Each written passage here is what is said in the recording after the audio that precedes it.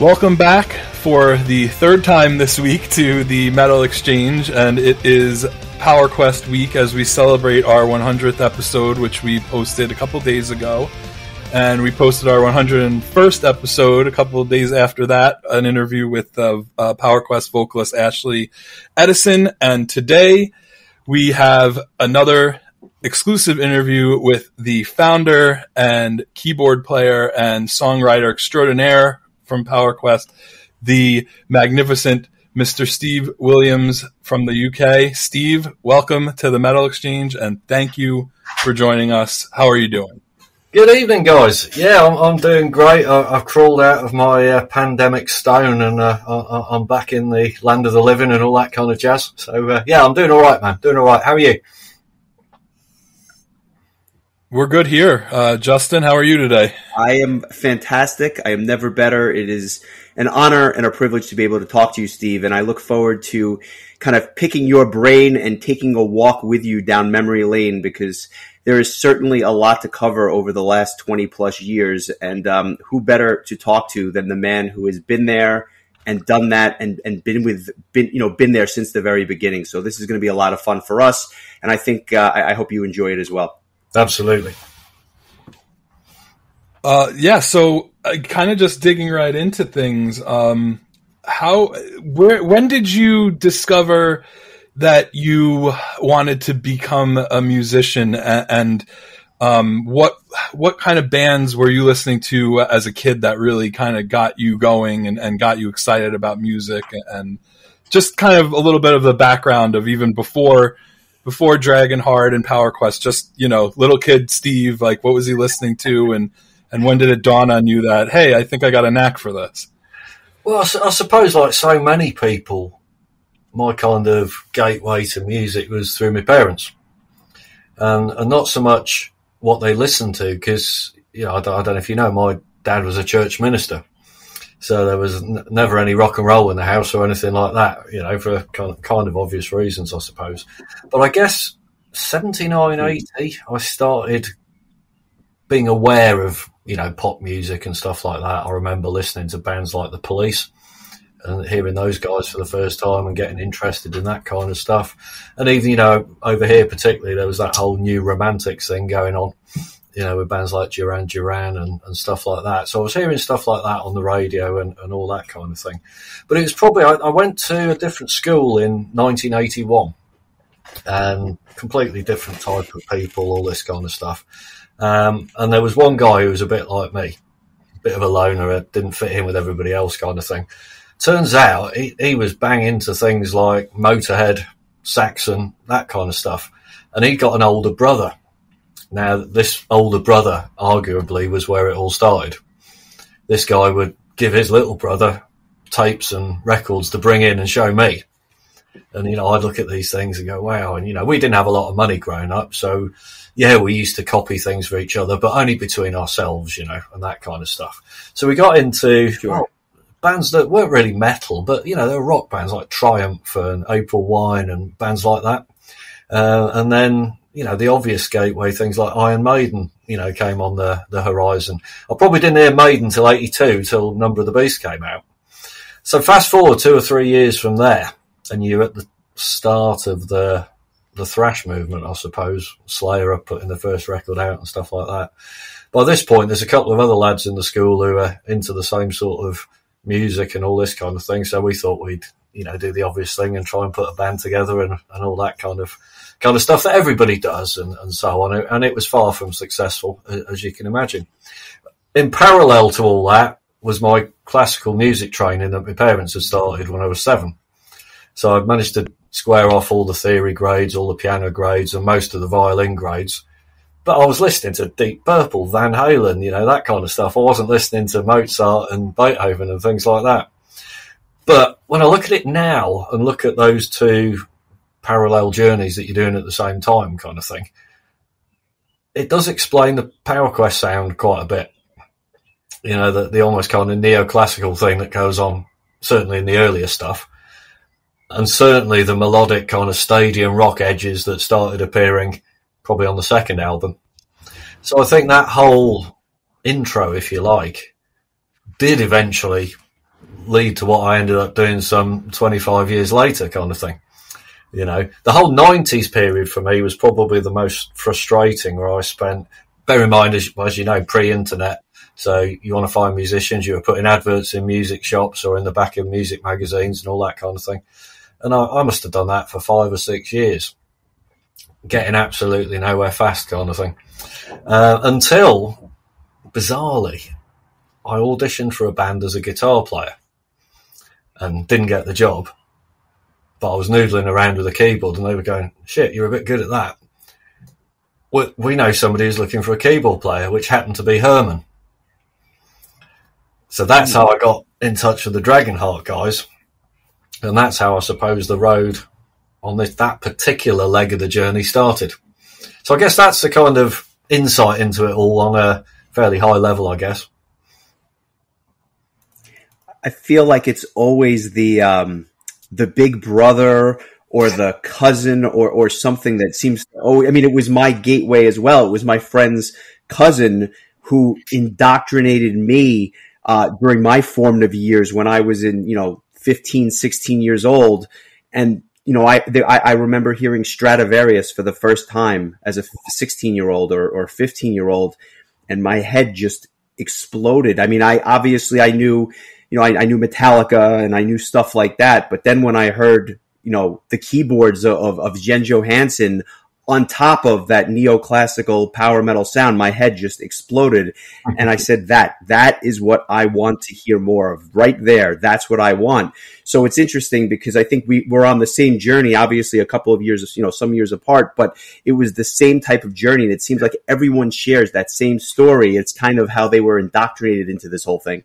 Absolutely. And a lot of it depends on where you grow up as well.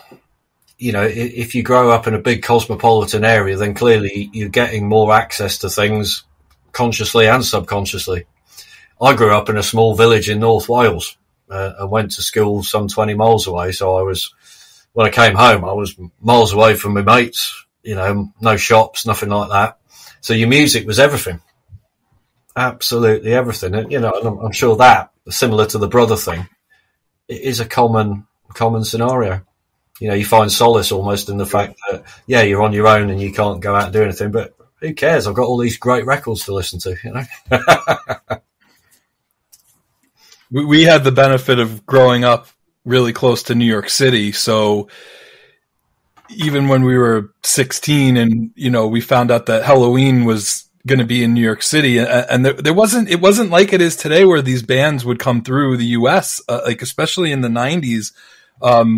We could maybe go see Dream Theater, but Gamma Ray and Ed Guy and those kind of bands, they weren't coming through the US. Stradivarius, Angra, that kind of started after Prog Power, and bands started kind of dipping their toe in the water with Prog Power. And I remember when we were 16 going to see Halloween in New York City, and it was the only place in the States they had played in 1998. That was one-off show. If we didn't live, a 40-minute car ride away, we would have missed that. So that was kind of the opposite experience from what you had, where we were kind of super close to the city and able to get to places that, even as rare as it was. So that's cool. I mean, that was really exactly what I was kind of looking for as far as that kind of, just the inspiration for what would be to come. And so, talk a little bit about your time in Oh, go ahead. Fascinating thing, going back to those school days and the band that never was, if you like. I've still got all the books. I've got all the notebooks. The lyrics we wrote, 35 years ago? They're god awful. Of course they are. Wow. But it's a hell of a memento of that time. People say to me, sure. You keep all this stuff, man, what do you keep it all for? I say, I keep it for that one moment in 30 years where I think, I want to look at that. And I can, because I've looked after all this stuff. And it's an old school approach, but those things mean a lot to me, in the memory stakes. Well, I'd like to say we're the same. We don't like throw anything out. We have like letters from guys in bands that mailed us letters when we were teenagers, and like I still have the liner notes of every mixtape that I made when I was in high school, so that like it's just I totally understand that there's just a sentimentality that comes with a lot of stuff, and that's why I have a big basement full of boxes because I just don't like throwing anything out. Yeah, man, I can relate. When you were looking to, kind of get this band or a band together in the 90s, you talked about that 5-year period where you were kind of not getting anybody to bite on the end of that fishing hook, if you will. Did you have an idea in your mind as to what kind of music you were looking to create at that time? Was it a stadium rock thing? Was it what Power Quest would ultimately become? Or was it some sort of, Iron Maiden light? Or what exactly were you trying to do at that time when you were kind of still putting out feelers? Well, I think at that point it probably wasn't the PQ type design or framework or anything like that. I'm also into a lot heavier stuff, as Chris knows. And in those days, it was more trying to do something that was taking the classic twin guitar thing, if you like, but doing it in a heavy way, but not in a thrash way or a death metal kind of way, in a kind of melodic way, and introducing some keyboards into it as well. So the keyboards were much more, less prominent, if you like, than they ultimately became in Power Quest. Much more of a background thing. But it was fine. I just couldn't find people who would want to. Keyboards were basically the problem. But they weren't that popular in the 90s, particularly the early to mid 90s. And as soon as you started mentioning, you talk about the band, and you say, "Oh yeah, but I'm a keyboard player." I was like, "Oh, okay." So it was, we wrote wrote a lot of songs back then as well, and one of my dearest friends was a guitar player in that setup. We still see each other every week, talk about those days. But again, it's another. It was a strange time, but it was a fun time as well. Working on the tunes, even though we never got anywhere at all with it, kind of thing. I think all these steps kind of contribute to where you ultimately end up, rightly or wrongly. Was there something about Dragonheart that for you said, this isn't exactly what I want to be making? I mean, what was the reason for you saying like, hey, this is great and everything, but I kind of want to head up my own project? Because if you're not like really familiar with all the subgenres of metal, and there are very many of them, you might listen to Dragon Force and Power Quest back to back and say, oh, this sounds kind of similar. But if you're somebody like us who ingests this type of music in all of its forms, to me, you listen to that first Dragon Force album and you listen to that first Power Quest album, and I find that they're actually very different. Mm-hmm. So what was it for you? Was it that you didn't feel like you had as much creative input as you would have liked as a songwriter? Or what was the reason for wanting to kind of go off on your own at that point in time? Probably a couple of things. I think I'll always be grateful for the chance meeting of those guys, and the couple of years we spent jamming together and playing together, because it did focus my mind somewhat. I've got to say that. And I think, while we were jamming around and, writing, those early songs and so on, it was, quite apparent that it was always going to be about the guitars. Not that it always has to be about the keyboards in my case, of course, but I didn't see really how we were going to get to that point where we might have a keyboard-driven song at that time anyway. I couldn't see where it was coming from unless it was going to be a piano ballad, which is fine. Right. But Steve Scott, who was the bass player in the original incarnation of Dragonheart, me and him kind of clicked, because we're quite similar people in a lot of ways, very kind of not typical rock musicians and all that kind of stuff, quite quiet chaps and all that kind of thing. And he was very much into his melodic rock stuff, bands like Giant and things like that. And he said to me one day, he said, wow, what if we did something that was kind of like Giant and Winger and Van Halen, but mixed it with the power metal thing? What do you think to that? I said, well, that's exactly what I've been thinking, I said. So I said, well, why don't we have a go at this? So he said, yeah, okay. So that must have been the start of 2001, I suppose. Because me and Steve had been hanging out quite a lot. I'd be going up to London to see him, and you know, we became still are very, very good friends. The interesting thing then was that old Sam Topman got wind of what we were doing, and him being a big fan of the 80s and all that, wanted to be involved in that as well, which of course was absolutely fine. And I suppose that was the core to start with. And shortly afterwards, we added the guitar player Adam Bickers. Now, even at that point, that's when I knew we were going to have a revolving door kind of thing, or at least we were going to have changes soon. Because Adam was, I think, in the second year of his medical degree at the time. So he'd already said, you know, once I qualified, well, that's it, I'm going to be a doctor kind of thing. So we knew that was coming straight away kind of thing. But for 6 months, no, a bit longer than that, about 9 months, Adam would meet me. Well, I'd finish work at 4:00. He'd meet me at the train station for a train at 4:30 to London. We get there for 6. We'd meet Steve and Sam at a dingy rehearsal room in the middle of nowhere kind of thing. We'd write stuff for 3 hours, and then me and Adam would quite literally run back to the train at Waterloo, you know, last train, midnight. We'd get back in at 2:30, slow train home, you know, and then we'd be up at 6 for work the following day, you know, and repeat as many times as we did. But it was really, really fun times, you know, in a sense.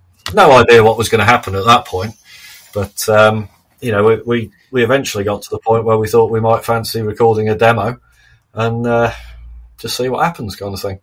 So off we went to Thin Ice Studios, which is where Dragonheart, Dragon Force were recording, and yeah, that was the next sort of phase underway, if you like. Did you have an idea of what kind of vocalist you were hoping for? Because at this point, you know, you haven't found Alessio yet, and ZP would come in and he would do the vocals on the demo. Did you really have like an idea? Did you did you say I wanted to sound like a Michael Kiske type, or I wanted to sound, you know, like, did you have a thing in your mind as to what it would sound like, or were you just hoping that somebody would come along who would be a good fit? No, we definitely wanted that kind of, as you say, Michael Kiske kind of thing, if you like.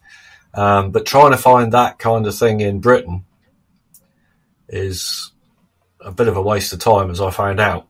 Now, we put out adverts, some in magazines, got a load of MP3s and a load of old form cassettes and stuff like that, and they were all horrendous. You know, it just wasn't what we were looking for at all. So as you say, Z came in and helped us out to get the demo done. And then we got to the point where we still didn't have a singer, and yet we got a record deal. So, or rather, we got an offer to do the first album, and yeah, it was a small label, Underground Symphony in Italy, who, you know, plenty of people started off with. Sabaton started there, I think, and a few other bands like that. But I said to Maurizio, who is the label owner, I said, man, I can't find a singer. You know, it's great having the offer to do a record, but we can't have a guest singer on a debut album, can we? That's going to look awful. He goes, oh, don't you worry about that, he said. I said, okay. He's like, I'm going to send you some singers to choose from. But okay.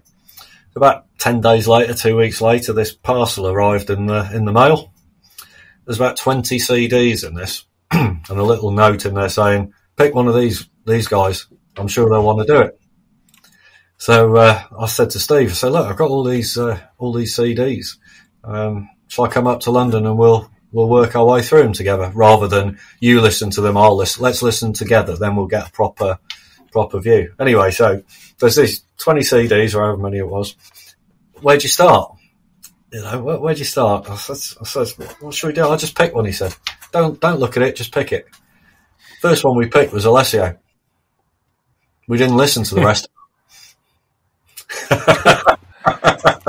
Yeah, sometimes when you strike gold, there's no reason to dig any further, right? You know what you've got, and I think that's a great story because sometimes you just know, and there's really just, like I said, no need to go any further. How did that process work? Obviously, I guess at that point, the label put you in touch with him, and then you just kind of fly him in to do the vocals, or how did that process work? Well, there was, it's Power Quest, there were further complications, weren't there? And the main one being he didn't speak English. He didn't speak a word of English at the time. So again, me and Steve had a conversation. How are we going to handle this? How are we going to manage this one? So we're writing to Al in Pidgin Italian and all this kind of thing. And we eventually work out that his parents are coming to London one weekend, and he was going to come with them. So brilliant! This is a chance to meet. And of course, he was 19, I think, at the time. Never been out of Italy, really. Wow. You know, and all that kind of stuff. You know, done records and played gigs in his homeland, but never gone any further. Loveliest guy. Well, obviously he's the loveliest guy, but we didn't know that at the time. But turned out diamond, absolute diamond. Really keen to do it, with a bit of kind of translation with his parents and all that kind of thing. We found out he's sort of nervous and all that kind of stuff about the big thing of coming over and spending time with, well, let's face it, people he didn't know. And people who were, quite a bit of me and Steve were 10 years older than him. So it's a daunting thing when you're that age, you know. So once we got over that, we, then arranged to make the album and to get him over, as you say, the flying him over. And while we were doing that process, he says, do you mind if I bring a friend over with me? I said, no, that's absolutely fine. Yeah, he's better at English than me, he said, so that'll probably help. So, okay. Well, this friend turned out to be Andrea Martangeli. You know, an absolute madman at the best of times, in the nicest possible way. So he turned up, and nobody mentioned at this point that Andrea happened to be bloody good at playing the guitar. That hadn't come up at all. But he turned up and he got a guitar with him. I was saying to Steve, what's he doing? What does he think he's playing or something? Yeah, he's got another thing coming, you know, all that kind of stuff. Until I heard him play. Sure. And I said to Steve, I said, dude, look, if we're going to have a singer from Italy, why don't we have this guitar player from the same town? Because this makes a lot of sense on a number of levels, you know. He goes, yeah, let's get him to do a couple of guest spots on this first record, he said. And then we'll see how it goes from there. Cool. So that's what we did. We did the record. Al did a great job, of course. I think that the really interesting thing over the years with Al, though, and certainly talking to him today, the way his accent has changed and developed, you know, and is obviously understands. He speaks better English than I do now. It's incredible. Running a business in London and all that kind of stuff. It's fantastic. And the guys always say to me, they say, look, we'd have never have done these things. They say, if you'd have never got me to London when I was 19, there's no way I'd have wanted to have a business in London and all that kind of stuff. So it's kind of cool that you've sort of helped people to develop their professional careers as well, you know, which is nice. But yeah, it was, I shared a little bed and breakfast guest house thing with Al and Andrea for 3 nights. And that was a really, really funny affair, that was. Just the whole language thing and the whole gesticulating and trying to explain things. You think, how do I explain a musical thing with my hand? I don't know. But we got there. We got there in the end. And what I would say out of that whole experience, friendships were forged there that are probably stronger today than they were back then. You know, and it's an amazing thing, really. Just from a random CD. How did you? It's amazing the road that we sometimes go down, and when you least expect it, these relationships are formed that literally last a lifetime. That's fascinating. I'm curious. My understanding is that Carl Groom from Threshold actually produced and helped mix and kind of engineer this whole debut release. Yeah. Did you know him at that point, or was he just a function of being at the studio and you met him through the recording process? I'd met him through the Dragonheart guys. That's where they'd been recording and all that kind of stuff. So Sam had said, well, they understand the ballpark area of the sound very well, he said. So it's convenient. They know what they're doing. It makes perfect sense. So I didn't know Carl or Clive Nolan from Arena, who's the other guy involved in Thin Ice. But yeah, over the years, I think we recorded with them. It was the first 3 albums, I think. Yeah, happy days, really. Again, me and Adam used to get the train up from Southampton. You know, we'd do our stuff. Occasionally, we'd go individually, sometimes together, and you get to the studio, and Adam would have left it, partly from being a really sharp guy. He'd always keep a diary of what had gone on. So I could look and see, oh, this is what they did. I didn't have to ask. I could just read. And he was so good at, well, it's a doctor thing, isn't it? You know, sharp mind, organised mind. And it was brilliant. And I'd do the same for him. So when he'd come back, he'd go, okay, I've got to do this solo here and this harmony here. Brilliant, job done. So we had a great time working in that way as well, you know, which is very different to how we all work nowadays, of course. But I think I'll prefer it those days, the actual meeting up in person, getting the train, you know, chewing the fat while you're going up there, talking about things. And as I was saying about, you know, meeting up with Steve and talking in person, you still can't beat that for me. You know, if you want to have a conversation, this is great doing it, you know, the way we're talking now, guys, of course. But the whole thing, as we were talking before about audio only, it's just not the same. You can't bounce off people in the same way, you know. Agreed. Did you foresee there being difficulties with having band members that were from other places, or did they kind of make the UK their home away from home during this time? I just always found it fascinating when I first got into the band. I was like, there's a guy from New Zealand, there's guys from Italy, there's guys from the UK. It was such an international band at the beginning. Did you, because I know that there was a point in time later on where you kind of wanted to localize the band somewhat. Did you foresee it being kind of a troublesome having these guys that were, you know, distant ways away, or were you able to kind of convince them to stay put in the UK while the band kind of got off the ground?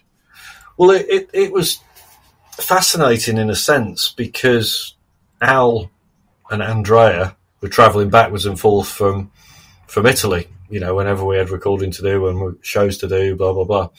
And I'll tell you, hand on heart, guys, you could phone them up now for a show tomorrow and they'd be there. You wouldn't have to do anything else. You wouldn't have to arrange their flights. You wouldn't have to pick them up for the airport. They did it all. And that was the biggest surprise to me because I was so used to people who you just couldn't rely on. You know, you say, oh yeah, I'll see you here at that time. And they don't say, oh, you know, I'm washing my hair, my cat's ill or something like that, you know. But these guys, they travel halfway across Europe to play a show for 80 people, you know. And I think what me and Steve appreciated, was the energy that came from having two guys from a different country, a bit younger than us, uber excited about the whole thing. It lifted us as well. You know, it really lit a fire under us, to be honest. And Sam was, you know, very similar in a sense. Even though he had the Dragon Force thing going on, he was just as into what we were doing. You know, and he was bringing so much to the table in those early days in terms of ideas and so on. It was a very unique situation. And I think further down the line, talking or referring to the localizing of the situation, I think part of the reason for that was I realised that, yes, you can work with people spread far and wide and you can bring it together, but it's never going to be like it was in those early days. you're never going to have that level of enthusiasm and fire. You know, when you've got people coming into an established band rather than a band that's starting out, expectations are different. And if expectations are different, attitudes are different. You know, and that can be a rocky road if you're not careful, and people can get demanding. So that was why I thought years down the line that it might make more sense to bring it all closer to home, because there was no way we were ever going to kind of mirror that situation. Even though I must say the closest George fits into the same category. You know, he's another guy. Phone him up, he'll be here tomorrow.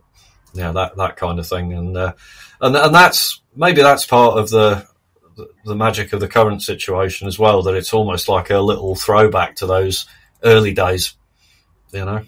And particularly when George was so young. Totally see that, and when yeah, for sure.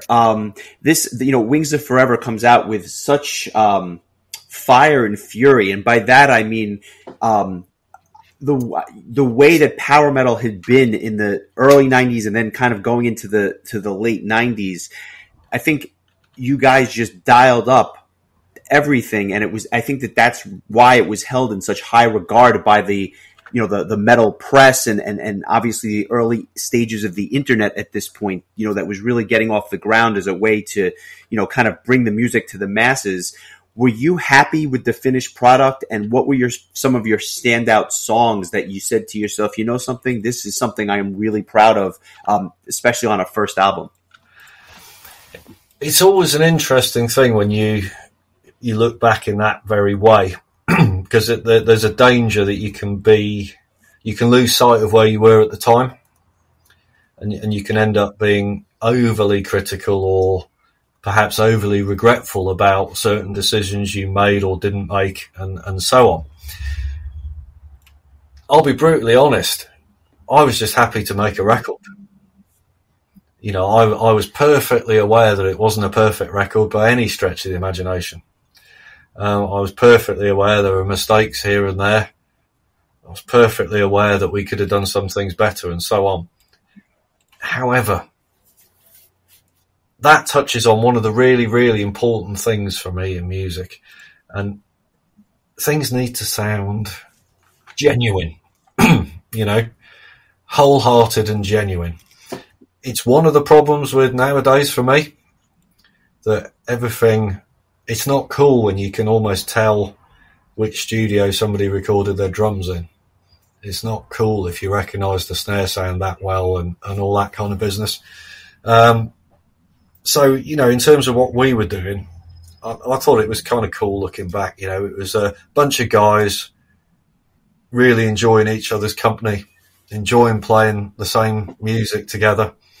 And I think hopefully that was what came across on the album, that it was almost kind of youthful exuberance in a sense, even though some of us weren't that young. You know, I think that, you know what I mean? It's one of those overriding vibes of the whole thing. Yeah, it's far from perfect, but it was one of my favourite records to make, without a doubt. And I would definitely say that comes across, and we went back and we re-listened to all of these albums, you know, in the last week or two, and this was an interesting one to talk about, because, you know, while it's this very first album by the band, and there's kind of a rawness to it, and I'm pretty sure you guys used a drum machine on this one. I'm fairly certain. Is that true? Absolutely. Yeah. There's some of these songs on here are just still so incredible to me. Especially, I mean, Far Away was the first song I think both me and Justin had ever heard. And I have Justin to thank for bringing it to my attention. I had not even heard of Power Quest, and he said, you have to hear this song Far Away. And then I would go on to your webpage, the Power Quest webpage, and you guys had Temple of Fire right to download right off the page. So I downloaded Temple of Fire, and I was like, "Oh my god, I'm in on this band." This with Chris is all my fault. I want to put that out there. I take full responsibility for creating the super fan that he would ultimately become. I'm sorry, that is my fault. I take responsibility. Chris, go on. Yeah, you can never be thanked enough for that, and. But, I still listen to, Glory Tonight and Power Quest Part 1 and Wings of Forever. And these songs are they're so quintessentially Power Quest that it's it's such a joy for me to go back and re-listen to them. So, you say it's not a perfect album. What is a perfect album? Does such a thing even exist? I mean, everybody loves everything in kind of a different way, but, for a first album, wow, you just really knocked the socks off of a lot of people, myself included. It's just such a great. I enjoy going back to it and listening to it, and it really, you can see that it really laid the groundwork for what would come. And were you surprised at the fanfare that this album received at the time, or did you? What was it like from, as a creator, getting the feedback from people at this time? Well, it was certainly surprising in the sense that, back in those days, a lot more rested on magazine reviews than does now, of course. So to be getting, you do your first record, I was saying to Steve, if we get a few 7 out of 10s here and there, maybe an 8 out of 10, that would be really good. But we were getting 9s across the board, and I couldn't understand it. And there were a couple of polls at the time, sort of 2002, thereabouts, and we were getting voted into top 5 British bands, like Iron Maiden, Def Leppard, Power Quest, Thrash. What? Now that side of it, that side of it turned into a bit of a downer kind of thing, I think, because I think some of the guys looked at that and thought, oh yeah, here we go, we're going to be in that kind of category. And you can get carried away, I think, with that kind of stuff very, very easily. But no, I was very, very surprised. Was there ever...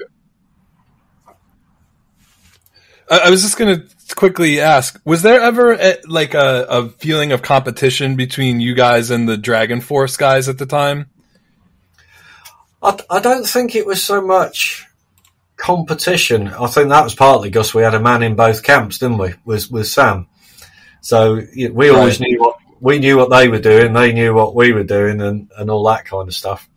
But I think the one thing that was a shame, I think, was that it took us until 2017 to actually tour together. I think if we'd have done a tour in 2003, I think that would have knocked the socks off things. I think it would have been just the right time, for something like that. But no, I think we kind of, inspired each other, I suppose, in a sense, not so much in a competitive way, but thought, well, it's 2 bands here. We're kind of flying the flag for something that people aren't really interested in over here. But that certainly changed over the past 20 years. There's no doubt about that. Sure. But one thing as well on the Wings of Forever. Do you have any? Go ahead. Oh, sorry, mate. Yeah.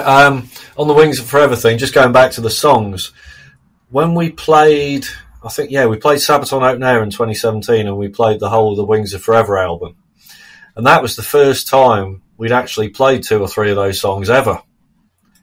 Things like Freedom of Thought and Follow Your Heart, stuff like that. And I remember saying to the guys afterwards, I was saying, will somebody please explain to me why we haven't played these songs for 15 years as it was at the time? What's going on, And it was one of those shows where I really enjoyed the things we hadn't done before, far, far more. It was really cool. We would be thrilled to hear you guys just do like like a deep cuts show where you just play all the songs that you don't play as often live. I mean, it's kind of that delicate balance of wanting to please the casual fans, but also wanting to please the diehards. So, I had mentioned when we spoke last night just about how there were songs from Wings of Forever and Neverworld that I wish that I could have heard when you did those full albums live, just because chances are some of them might not get played again anytime soon or ever. So, Freedom of Thought was one of those songs I had mentioned that I would have been so cool to have experienced that. So hopefully you keep that in the back pocket for future tours. But, yeah, so kind of, do you have any other thoughts on Wings of Forever before we move on to Neverworld? I'll put the ball in your court. I think the interesting thing with the album sessions, I can vividly remember when Carl Groom was starting to mix what we'd actually recorded. I was stood there with Sam and Steve saying, "Look, I've got some ideas for the next album. Look, we haven't finished this one, but I've got some ideas." They go, "Oh, go on then." So I got the keyboard out, gave him some headphones, and played what was the intro to Edge of Time. And Sam just took the headphones off and looked at me and goes, "You got any more of that?" I said, "Oh yeah."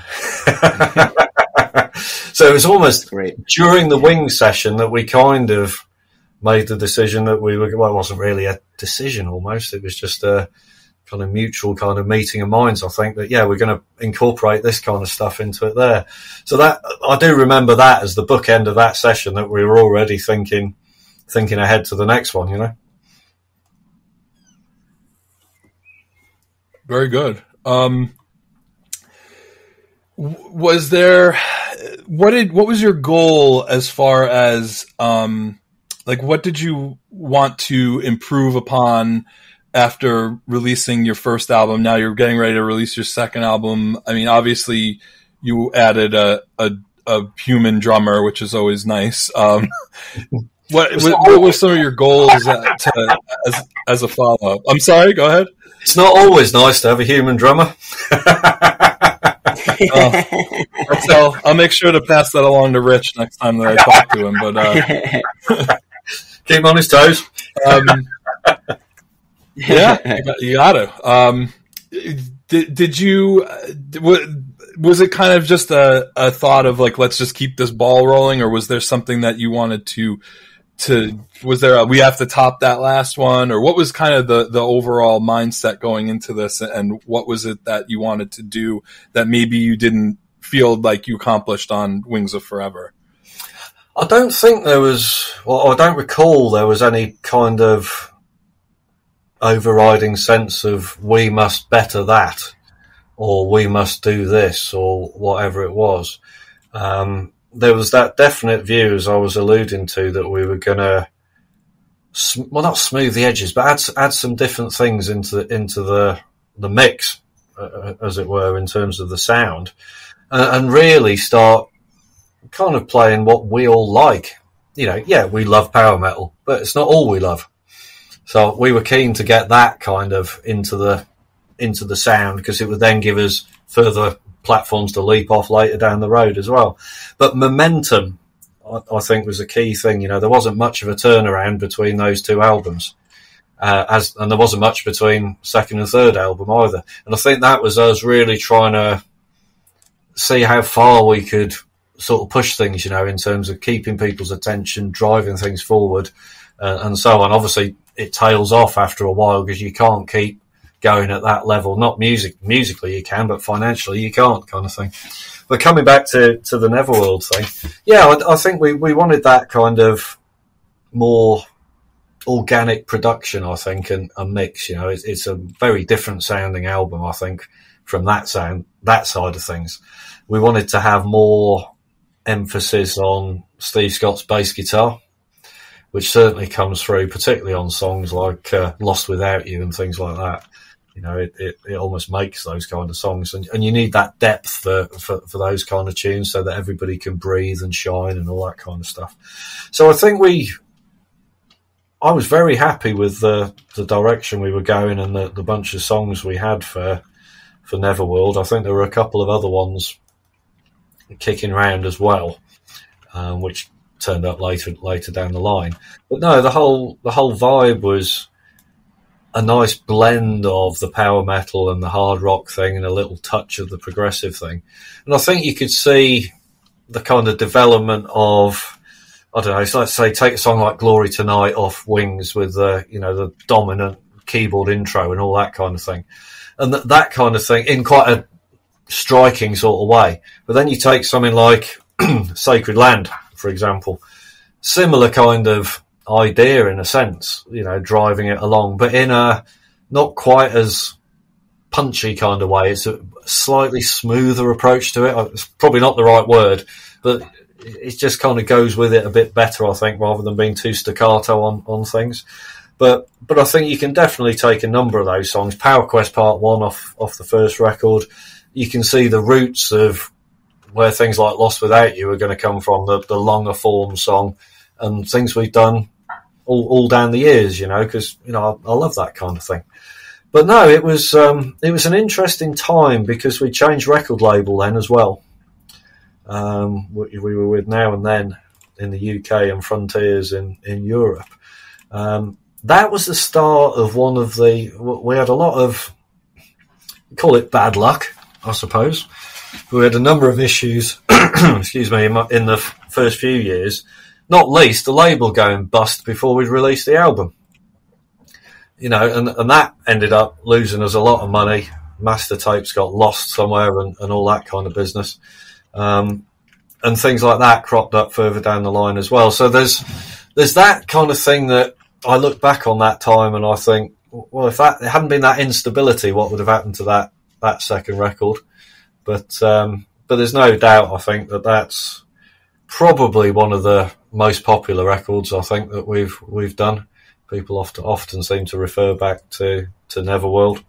And I think it probably was the start of the modern Power Quest song, maybe more than Wings was. Yeah, there was a certain maturity to that whole sound, I think, on Neverworld, where you saw just the next logical progression, where you go from Wings to Neverworld. You can hear the jump that's made, not just in terms of the production, but the songwriting, obviously the mix, which I mentioned, and just, I guess, the contrast between the different instruments, I think, comes out a little bit clearer on that record, and it just kind of enforces what's otherwise fantastic songwriting. So you can definitely see that next jump. I know I speak for the fan when I say that obviously it's a favorite album of many, if not, it's up there for everyone in terms of this is just a fantastic album. I'm curious to see if you hold it in the same esteem as we, the fans, do, in terms of, is it one of your proudest works just as a whole, as a whole album? The way I often look at things is how many of those songs, whatever record you're talking about, how many of those songs came into the live show at that point, and how many of them have stood the test of time. Now, in that sense, Neverworld has to be right up there. The title track itself, Temple of Fire, Edge of Time, for many years, Sacred Land as well. Forevermore has been a staple for the last 10 years. Mm-hmm. God knows why we never played that in the early years either. I can't understand that at all. So there's half that record regularly gets an airing. Most of those songs are in most shows. So I think if you look at it like that, why are they in the show? They're not in the show just because we like them. It's popular opinion. So in that sense, I do agree that for me it's probably up there with in my top two, if you like, of PQ records, without a doubt. And there's not a song on there that if somebody came to me and said, "Steve, can we do this one?" Yes. There wouldn't be nothing I'd be worried about or anything like that, I suppose right. You take a song like Well of Souls, perhaps, which has its frantic moments. And in some ways, that song's slightly a throwback to the first album. You know, it's still got that high octane, almost too fast for its own good. You know what I mean? It's that, oh, they're going to trip up. Oh no, they're all right. They're going to trip up. Oh no, oh, just about saved themselves. You know, that kind of thing. Yeah. You spoke about the train earlier. It's one of those songs where you feel like it's going to go off the rails, but somehow you make it you make it to the station, but you're holding on for dear life the whole way. But I say that in the best way possible. Well, thank God there's a slower bit in the middle. That's all I can say with that song. There you go. It's everyone can kind of recalibrate themselves before the finish. Obviously, I would imagine that there were. You said it best. Those first 3 albums come out kind of one after the other, and there's not a lot of gap in between those first 3. Can you talk a little bit about, I guess, the right after Neverworld? Was it your intention to get right back into the studio to record Magic Never Dies, or was that just organically what happened because there were still more ideas that you wanted to get out and get into people's heads? Well, I think at that point, as the other guys in the band at the time will tell you, I used to say to them, guys, have you got any songs? Have you any ideas? Do you want to throw anything in? And to paraphrase them, they'd say something along the lines of, why do we need to do that when you've got so many ideas? And at that point, I was never somebody who didn't want a blessing and a curse. Yeah. Right. But no, it was one of them, I think. There were 2 or 3 ideas I had on the go as we were finishing Neverworld, if you like, that would come to Magic Never Dies. And yeah, we just thought, oh, my cat's arrived. Hello, Lightning. There's one to edit out. But no, for me, I was saying before, the momentum thing, me and Steve both thought that, well, if we've got material and we've got the wherewithal to get it recorded and all that kind of thing, why don't we just crack on? Why don't we try and do it? And with that record, we also thought we'd up the ante in the artwork department as well. Go for the full digipack, 32 pages, specific artwork for specific songs and all that kind of business. I thought let's try this. Hey, there it is. Let's go to town. Go to town on it. And see what happens. So that was it. The momentum was there. The songs were there to work on. Artwork ideas were flowing like nobody's business as well. So yeah, we just thought, well, why not? Strike while the iron's hot. Let's follow it up in 2005 and see where that takes us. What was the songwriting process like at this time, and how much were the other members of the band kind of contributing? I remember having a chat with you years ago, and I remember asking you about the bonus track from Neverworld, which was Find My Way to the Top, I believe it was called. Yeah. And I just remember you, and I remember you just said, "Oh, the Italian guys wrote that one." I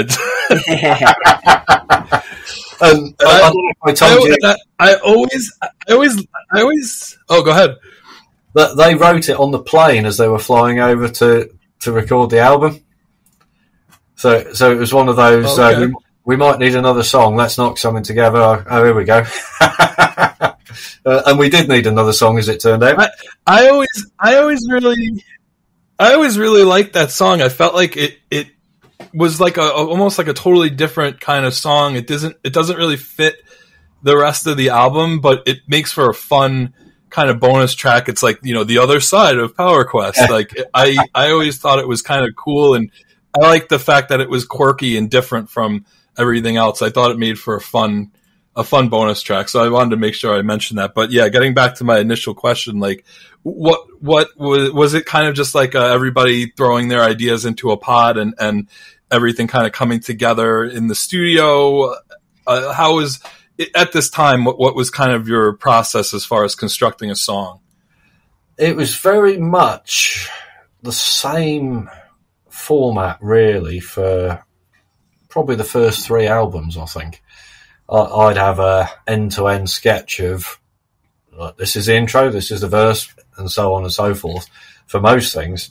So in the first 2 albums, really, those of us meeting in London, as I was saying, we'd thrash out arrangements, based on what I brought in.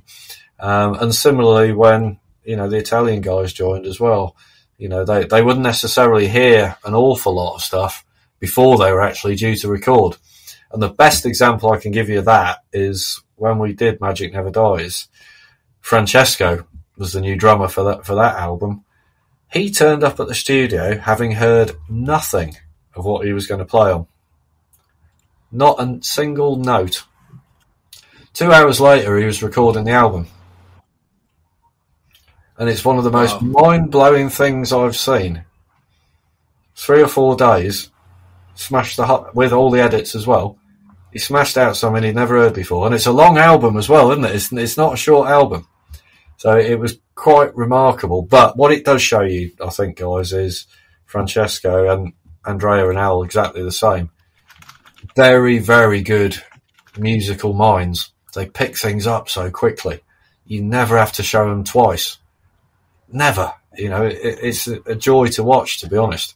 So we had that thing where I hadn't defined what I wanted really in terms of the drums. So I was saying to Francesco, well, we were all saying, look, this is the super fast one, think Stradivarius. This is the mid-tempo one, think Ed Guy, and he'd go, yeah, yes. It's like, is he taking this in? Oh, I'm not sure. But Jesus, when you heard his output, it was incredible. And I think he brought an extra dimension to the band when he joined as well, with his kind of overtly progressive overtones. He'd be playing things that other guys would never dream of playing, and that, I think, brought something different to the Magic album. Was he a friend of Alessio and Andrea? Is that how you got connected with him? Yeah, it was one of those classic, Steve, we know a guy. And I remember saying to Steve Scott, I said, Christ, if they know somebody, he's going to be as good as they are, as a minimum. So what have we got to lose, kind of thing, It worked out well. Yeah, it's like you put your own credibility on the line. Yeah. It's like putting your own credibility on the line, where when you suggest someone, you want them to be as good, if not better, than you are, because it's a reflection on you when you suggest them. So you knew what you were getting before you heard a note. Exactly.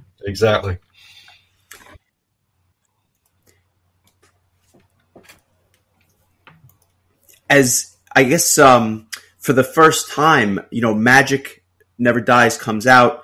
It gets the same, I think, rave reviews that Neverworld did, but it does have, at least to my ears, again, a little bit more of that progressive sound to it. Just a touch. I hear, believe it or not, a little bit of Threshold in places and things like that. Just a touch, while retaining that core sound.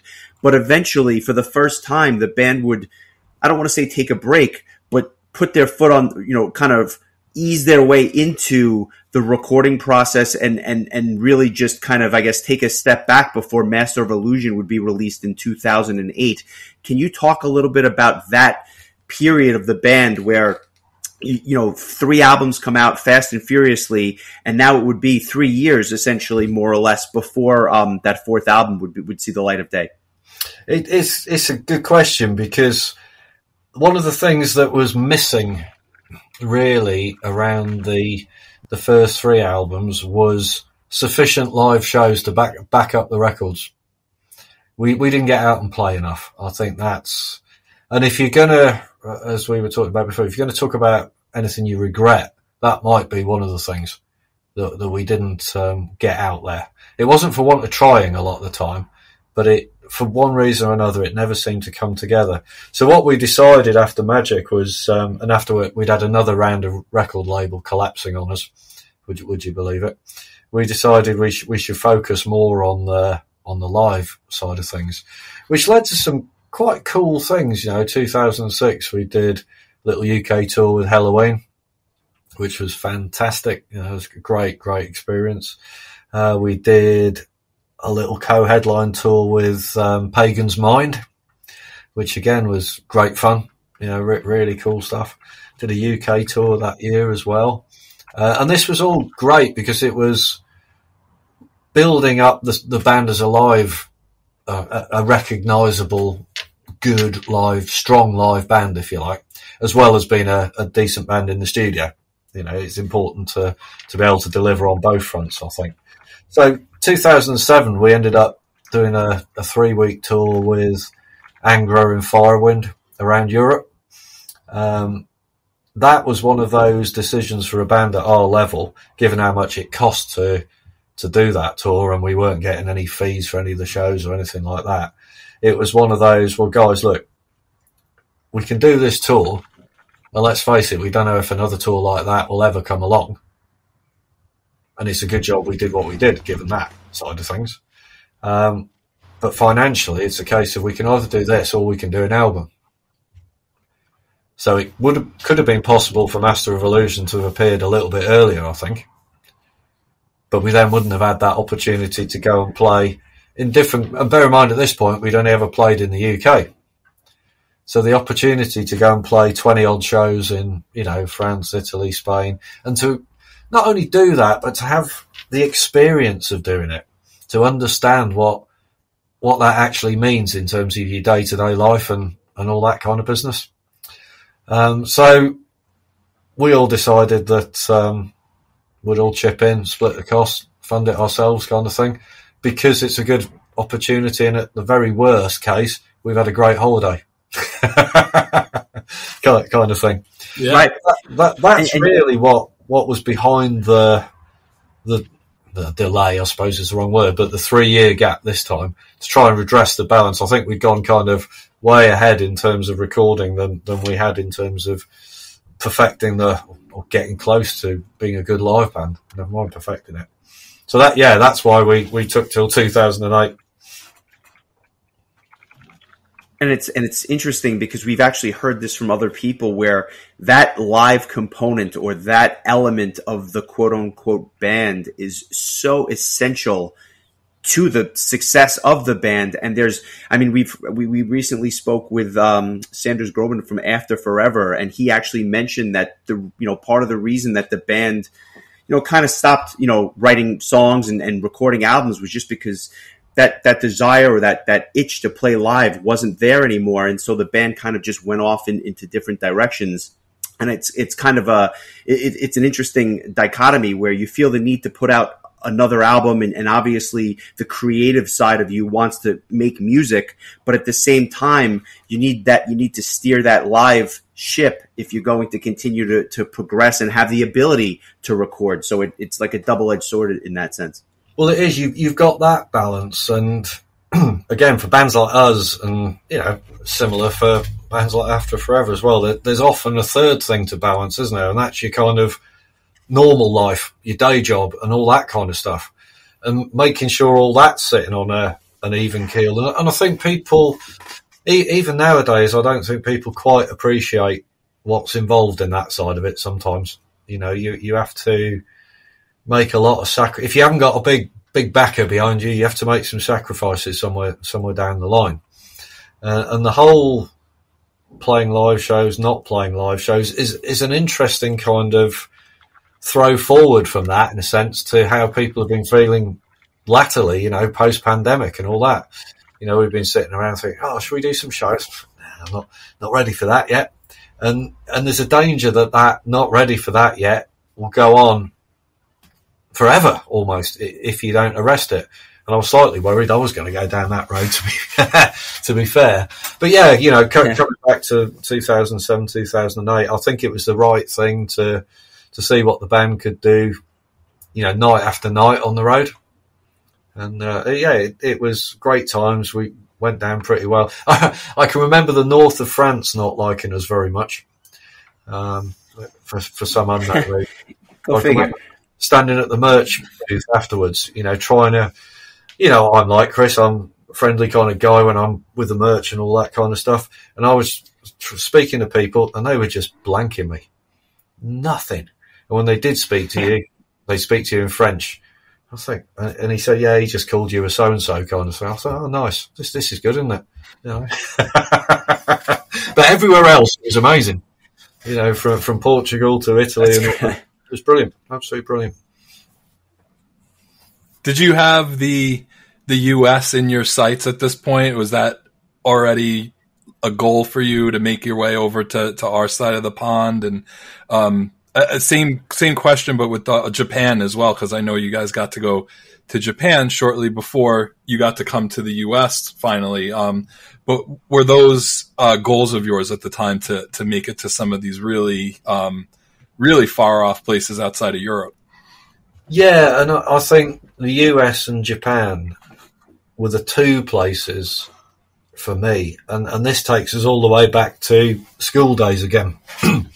Me and my one friend in the new school I went to were looking at magazines like Kerrang and so on back in the day, and you see a picture of, I don't know, UFO playing at the Budokan in Tokyo or something like that, and we look at each other and go, that'd be cool, wouldn't it? Go to Japan and play with your band. You know, we're 11 years old or whatever.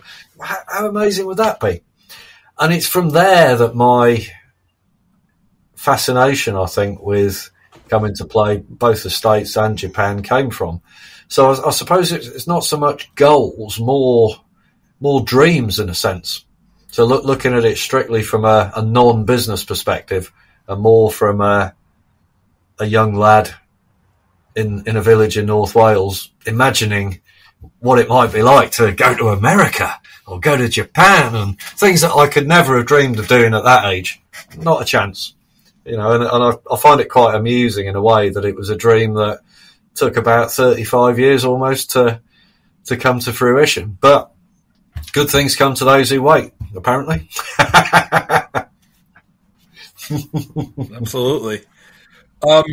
We were talking about Master of Illusion yesterday, and the interesting thing, at least to me, about this album is that it feels like it kind of took a little bit of a change in direction, as far as it felt like there was almost a little bit more darkness on this album. It was a little less happy, at least like musically, but also it felt like, as far as lyrics go, it was more heading in the direction of like, there's ills in the world that need to be addressed, and this is our way of saying like, hey, like we need to like, you know, band together and be a team and not be, you know, against each other. And I think that has remained a theme with Power Quest lyrics up until today. But I feel like this was the album where it really started to become really on the forefront,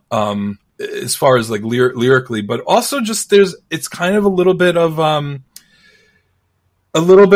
kind of a darker mood, or a moodier kind of feel than the first three albums. Was that something that was done on purpose, or was that just kind of where your headspace was at the time? It's a very interesting change, actually, with this record, that there was, as we were talking a minute ago about people's input into songwriting and so on, changed a lot with this record. And that has a lot to do with the change of sound. So this time, as opposed to me having a whole bunch of songs end to end, I had a whole bunch of songs, but not so fully formed, if you like. So we had a couple of sort of long weekends, if you like. Me and Steve went out to Italy, and Francesco had a kind of rehearsal space, recording space in the basement of his house.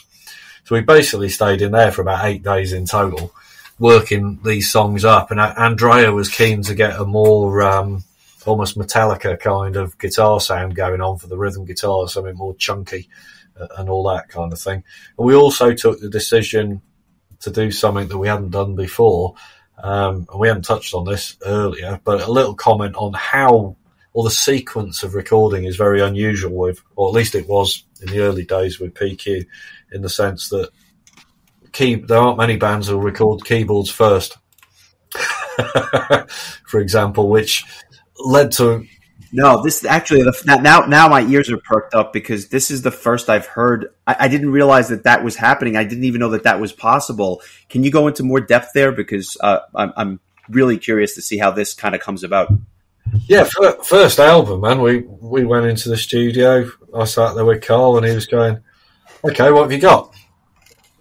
So I basically play, and he'd record. So we just, and then he'd go, "Okay, so this is the middle eight, this is that, this is this." So we label it all up and they go, "Okay, let's do this, move these around, do this." There we are. Yeah, that's it. Then that was the guide. Well, it wasn't a guide track really for the guys. It was almost close to what was going to be on the record. Now that did have one downside, which it kind of restricted people a little bit. If there's too much framework for you to work around, it becomes harder to work around it. So that was one reason that I think the keyboards were quite dominant in the early days as well, because they were there before everything else was. Even it was just going to a click track rather than the drums actually being there. So very, very different way of working. But we thought at the time that it was the best way, given we didn't have studios at home or anything like that. The best way to get the full idea out as quickly as possible so people can understand it, and then work with it from that point. But with Master of Illusion, we actually started doing what other people do and recording some drums first and, and things like that, which then gave me a different perspective on the whole thing. Because now I think, well, I've got all these ideas, but hold on a minute, there's no room for half of them anymore. No, so that got me thinking. It makes sense, and I guess, yeah.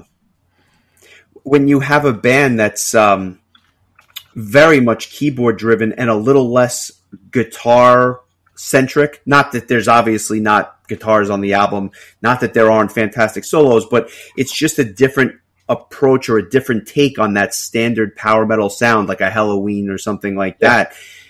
It's interesting because when there's less room for them, it changes the overall dynamic of the band, or at least to my ears. And so that's, I think, part of the allure or the intrigue of Master of Illusion, because it was a departure from even the first three records. Obviously, it just became a little bit of a departure in terms of style, songwriting, and to your point, I guess the prominence of the keyboards in certain places, it's not as prominent as it was on some of the other some of the other albums. And obviously a song like Cemetery Gates has it a little bit more, but then I think as you get deeper into the record, there's a little bit less keyboards as you go through it. But even, a song like Cemetery Gates, even the solo section, for want of a better phrase, is very different in that song. It's a lot heavier. It hasn't got tons of keyboards all over it. It's all about the riff and stuff, Absolutely. And that was 100%. Really Andrea, and I think that driving that idea, It's interesting, but it is palpable. It's something that I, as a listener, noticed, and I think you answered the question perfectly in terms of how that sound or how that construct wound up coming about. I'd love to know your thoughts on that particular record in terms of, is that something that you were happy to kind of do something a little bit different or try a different approach, because I guess other guys were now kind of stepping up a little bit more with the songwriting and kind of pitching in their own ideas, whereas maybe they were taking a back seat a couple of years prior, or was it kind of an experiment for you, but maybe it didn't have the long lasting effects that you might have hoped? Yeah, it's an interesting combination of a number of those things. Not least the fact that some guys in the band at that stage was starting to listen to bands like Linkin Park and that kind of thing. So there was definite movement within the ranks, if you like, from a production point of view, to be a bit more modern. And I think that certainly has come out in the guitars there. It's come out in some of the keyboards. There's a few loops and samples and stuff appearing for the first time, which was mainly courtesy of Richard West from Threshold, who was producing keys for us in that session. a lot of it as well, I put down to, because we recorded the album in Italy in the main, the guys being on home soil, it's a home fixture, and being 100% more comfortable as a result. So, you know, we were going into a studio, completely different way of working to over here. We'd have a 2.5 hour lunch break in a restaurant, and I'm thinking, guys, what are we doing? You know, we're on the clock here, man. Come on. But now, you know, unlike over here where people clock off at 6 o'clock in the evening, these guys keep working till 10, 11 o'clock at night as well. So it's just a completely different approach.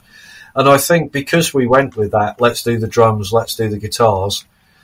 And as we were doing that, Richard was also going over my lyrics and so on. And I can remember the song Human Machine.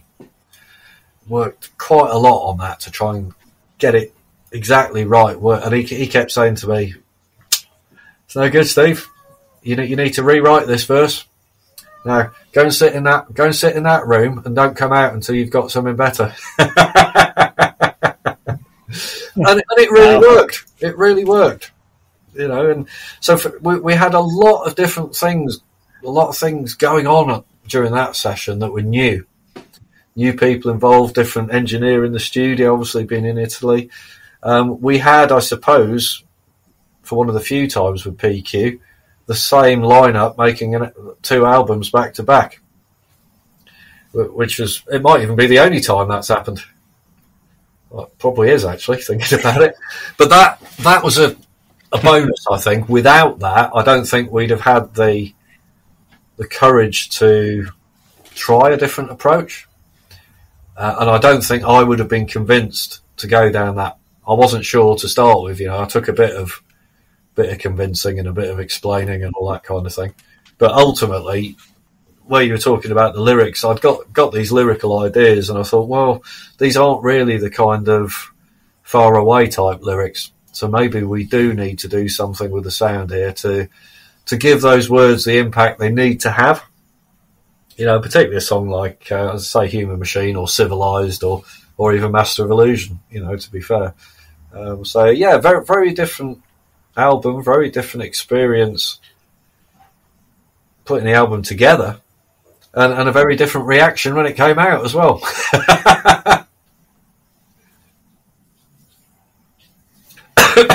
I always have said that it's not my favorite Power Quest album, but it has some of my favorite Power Quest songs, especially Cemetery Gates, Human Machine, and Master of Illusion. Those 3 especially. I just think they still kind of have that Power Quest trademark kind of sound, but I think it's a very good album. It's just, I mean, it must be so hard to follow up these 3 really successful, really well received albums, and at the same time not wanting to kind of churn out the same thing over and over again. You know, it's like I'd quoted a friend of ours last night when we were talking, when he was talking about Halloween, and he said we didn't need 10 Keeper of the Seven Keys.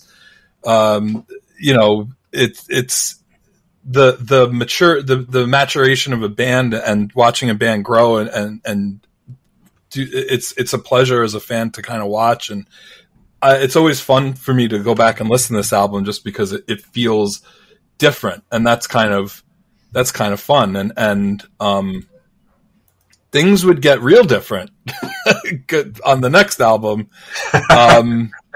What was, we kind of alluded to it earlier about wanting to have more of like a local presence, but what was the catalyst of kind of just blowing up the whole band and kind of recruiting a new crew and kind of starting over? This was the part I think both me and Justin were most excited to talk to you about, because this is a really interesting, just kind of wipe the slate clean and start from scratch. So have at it. I can't wait to hear about this. Well, this particular story or period of time is probably one that if you've heard somebody who thinks they know what happens or what happened, they probably don't. Because there was a thing going around not long afterwards saying, "Oh, Steve, he's a right bastard. He sacked all the band. He sacked them all, and he's starting again," which is the complete opposite of what happened. So let me explain. So we've done the record, and now by this point we're into 2009, aren't we? Now, we were due to play PPUSA in 2009. We'd been booked, we'd done all the paperwork and all that kind of stuff, and then the visas just didn't happen. So we all took a bit of a hit on that. It wasn't the same setup as it is now with Nathan, for example.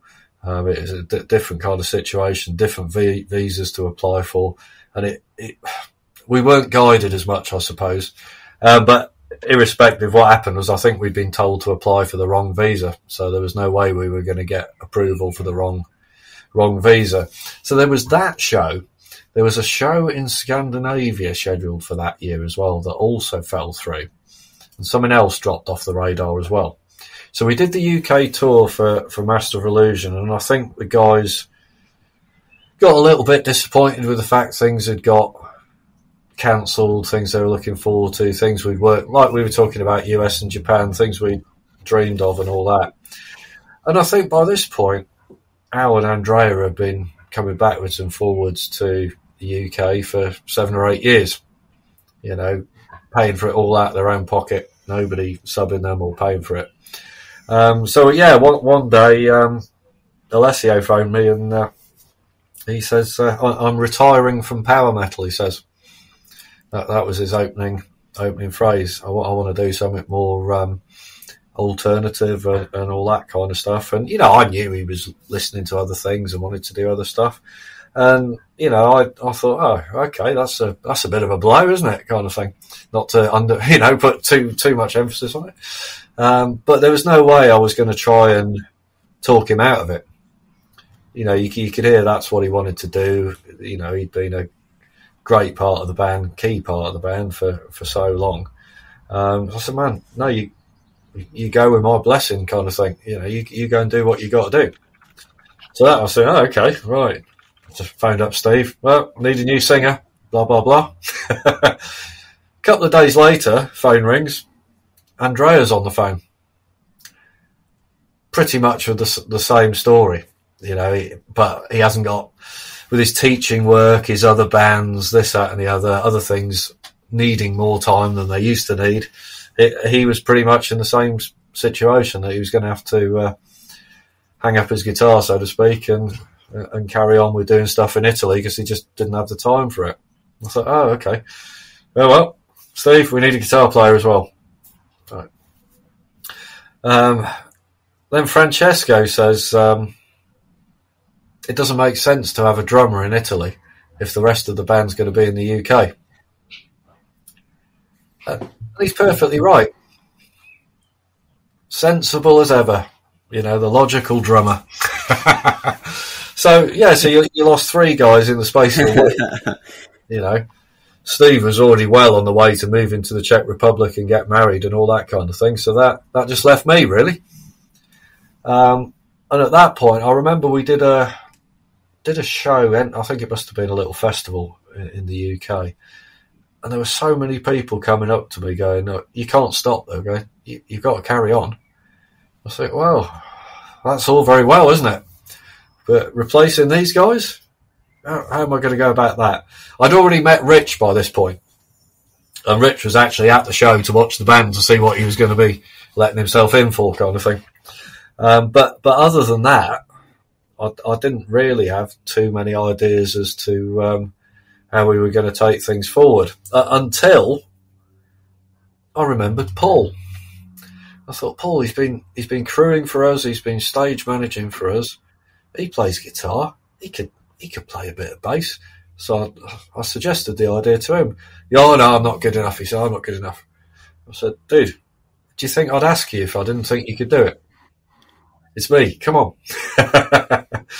So me and Rich twisted his arm a little bit, but probably the best twisting of his arm he ever had done, you know, in a lot of ways. So we got the core of the band, if you like, by fairly quickly. But guitar players, yeah, that was a bit hit and miss to start with, as was the singer situation, to be honest. Where we didn't get to Chitty straight away. We tried a chap called Pete Morton for a little while. We had a guitar player called Ben Randall as well, who didn't work out. But one guy who did work out was Andy Midgley, who was really came into audition, really great, looked cool, played great, nice attitude. Yeah, he fitted in like a glove, to be honest. And then it's just finding that missing guitarist, if you like, which is where we found Gav, of course. So at this point, we're thinking, right, we've got the band. Do we want to try something different vocally? I was wondering. We've had a bit of an experimental album. We could probably what do you think? So yeah, we were looking at a few singers, and there are loads of guys I like. There's a chap called Carsten Schulz in Germany, for example. Bands like Evidence One and stuff like that. Quite a raspy kind of singer, but very, very hard rocky. Good friend. We were talking about maybe him getting involved at some point. But then I remembered I'd worked with Chitty a couple of years previously on a couple of songs with David Shankle, the ex-Neverworld guy, and me and Chitty had got on really well, during those sessions. So we thought, well, why don't we try that perhaps? Very left of centre and all that kind of thing. So yeah, that became the plan, and that was the start of the Blood Alliance era, I suppose. Very cool. You just hit every question I think I was going to ask. Did you have any kind of concerns about changing to a vocalist that was such a different style? Because to me, I feel like, and we discussed this at length on the previous podcast that we recorded. Chitty has almost, to me, and I'm not a musician, so correct me if I'm wrong, but to me it sounds like he's maybe an octave lower than Alessio, and he has more of a kind of a soulful kind of vibe, like a deeper and I'm guessing that there were people that probably weren't big fans of the change. I know personally we have a mutual friend who was obsessed with Alessio. This was like, Alessio was the great, one of the best singers ever. Like, what a discovery, and like, how could they replace him and all this stuff. And I found it as a fan to be a little bit jarring at first, but as I was telling Justin last night, I feel like it's aged really well, and it's kind of this really cool album where it's just a kind of different kind of take on Power Quest in a vocal way, while at the same time kind of going back to the first three albums kind of vibe musically. But I was like, just when I went back and listened to this album, it was just like, man, every song is just like a complete banger. It's just even the bonus track. I think I had mentioned that the bonus track was Time to Burn. It was, I think, the first Power Quest bonus track that felt like it would have fit right on the album straight away. Like it was such a great song that I felt like it could have easily been included in the album and not felt like an outlier. But, my fandom aside, what was kind of the reaction both internally and externally to having such a drastic change in the vocal style? Interesting, I think, is the word. But just pick up on your Time to Burn comment. Time to Burn was one of the 3 demos we recorded for that album. So it was one of the first songs we had. And it was a real coin toss. I remember it took until the 11th hour to decide, is that going to make it or is not? I can't remember now what we were choosing between, to be honest. But it was I remember it being a narrow kind of defeat, if you like, for Time to Burn not making it to the main running order. But I think one other thing that's very interesting in terms of how the songs came together, as we talked about with the previous album, something different started with this lineup, and it's because of everybody being, apart from Chitty, being in the UK. So we started doing a rehearsal that would be a full weekend once a month. So we did this for probably about a year, I think. And that's how the songs became so tight, if you like. The guys were playing them inside out and back to front in the studio. There's some solos on that album that are one take. A couple of Gav Owens solos. Wow. Bang. And I kid you not, I was sat there watching him do these things. And we were in a residential studio in the middle of nowhere in Wales, which is great, you know, no distractions. So he'd be there, blah, blah, blah, blah, blah, amazing solo. And then he'd look at me and go, "Was that all right?" You know, everybody was so on it. You know, we also recorded a bit differently. And when we recorded drums, the rest of the band was playing live with Rich as well. So he could feed off the energy of watching the rest of the guys play rather than just play to a click track. And that's something I feel, listening back to the record, comes across. It feels much more like a real organic thing rather than something that's been put together step by step, like most records are, of course, these days. So yeah, drum room with glass-fronted drum room. He can see us. We're in a semicircle facing him. It was fantastic. Absolutely fantastic way to record. It's one of the fastest albums we've ever recorded in terms of duration of session. But that's because of the homework that was done beforehand. Now, that weekend thing, that's carried on with the current lineup, you know, when we were doing the Sixth Dimension. So this was the start of a new way of operating, if you like, in terms of rehearsals. Because prior to this, rehearsals only really happened before a tour. But I suppose we changed, I think, from doing rehearsals to having writing sessions. I think that's probably the way. You know, so everybody got to input on the fly. We could try ideas out on the fly. Does it work? No. Bin. Does it work? Yes. Great. You know, you just got progress, momentum. And I think whenever you're in a situation, a collective, if you see things happening, you see momentum, you see progress, it just makes you more enthusiastic. So I think, you know, in terms of the songs, I think there are some of my favourite songs, I think, on that record.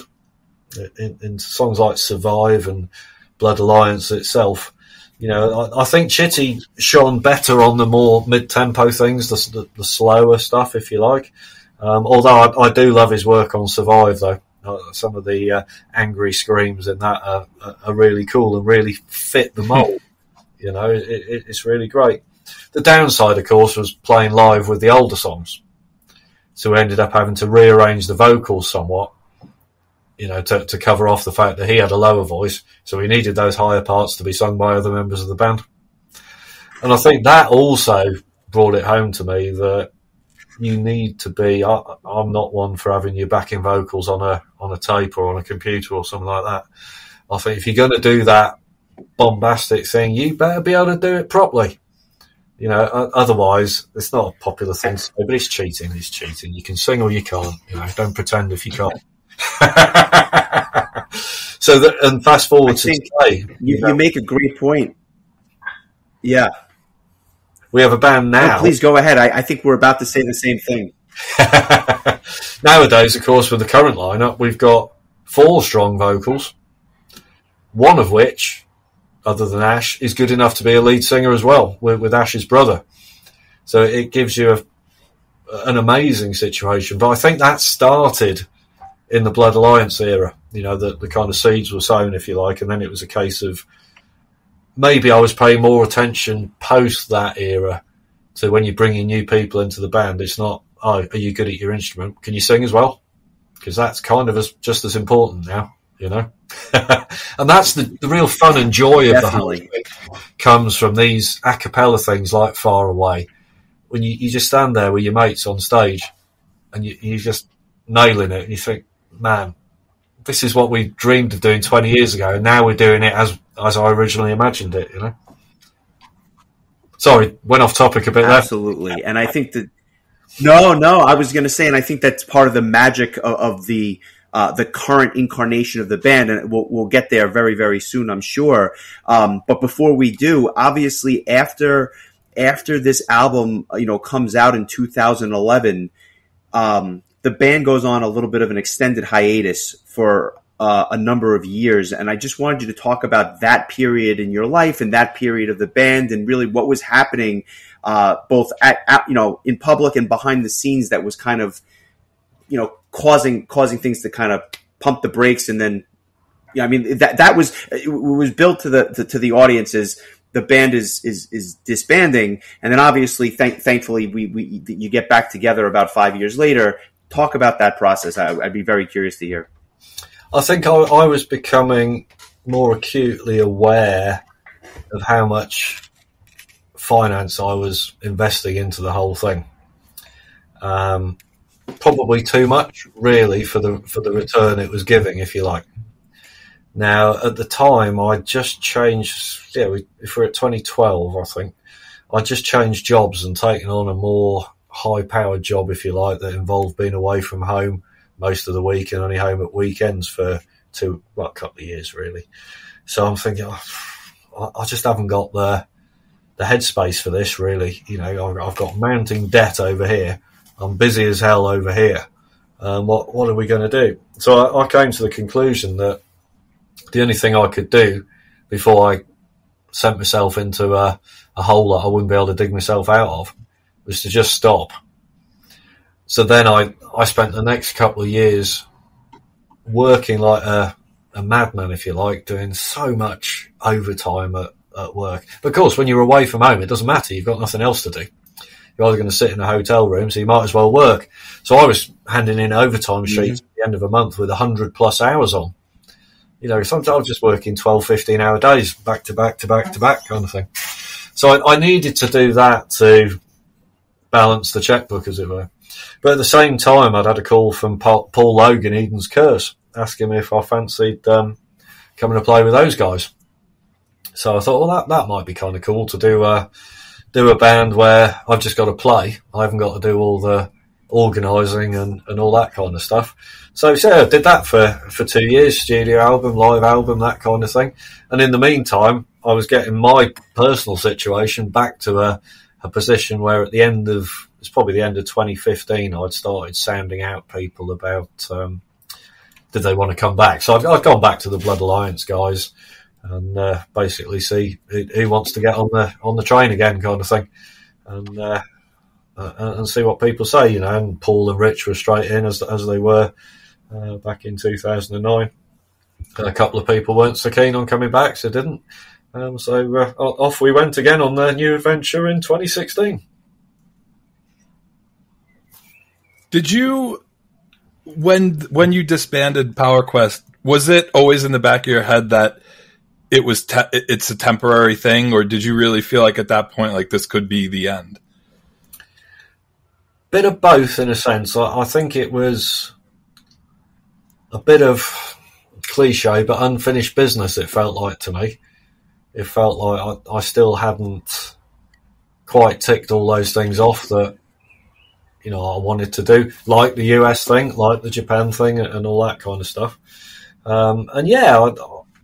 I wasn't ready to stop, but I knew I had to stop, otherwise we'd never do anything again. It was one of those kind of tough love kind of things, in a sense. So no, I didn't really want to stop. I knew it was the right thing to do at that time, and until such a point that I could, in all sensible manner, come back and start doing things. Because the trouble is, when it's like anything in life, when you've been used to doing something, and you have standards, you have a level that you don't want to stoop under.